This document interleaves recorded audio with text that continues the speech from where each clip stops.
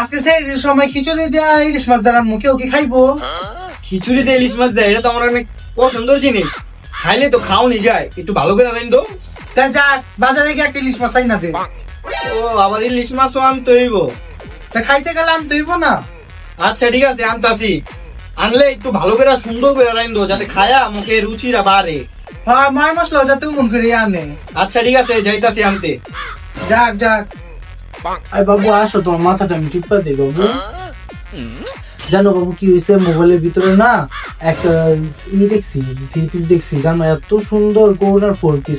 আমার 10,000 টাকা দিবা, এবার আমার 10,000 টাকা লাগবে করোনার 4 পিস। আমি ওরে বাবা রে বাবা, যে বইয়ের পাও ধরা ছাড়া আমার লগে কথা কয় না, আজকে হাইট দা আমার মাথা টিপা দিতেছে, আমি তো বুঝতে পারিনি ব্যাপারটা। আবার হাইট দা আমার এই খিচুড়ি দিয়ে ইলিশ মাছ রাইন্দা দিতেছে। আসল ঘটনা যে এটা তো আমি জানি না। এবার ঈদে আমি 1 টাকাও দিতে পারবো না।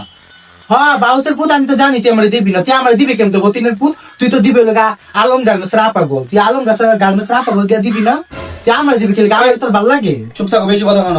তোমার 10,000 টাকা জায়গায় আমি 12,000 টাকা দেবো, তাও তুমি হাজারের কাছে পাইরো না। আর 3,000 বাধা দিতে।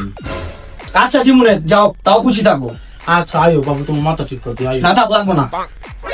এমন করে আয়ো বাবু, আয়ো আয়ো। কত মাইসের দেখি ইফতারি সময় বইয়ের লেগা কত কিছুটা লইয়া হাতে করে জামাইরা, আর আমার একটা আল্লাহ জামাই দিছে না আনবো খাও নেই তো দূরের কথা, আর মাটি মেসের মতন পায়ে পায়ে দেওয়া কাইচা করে।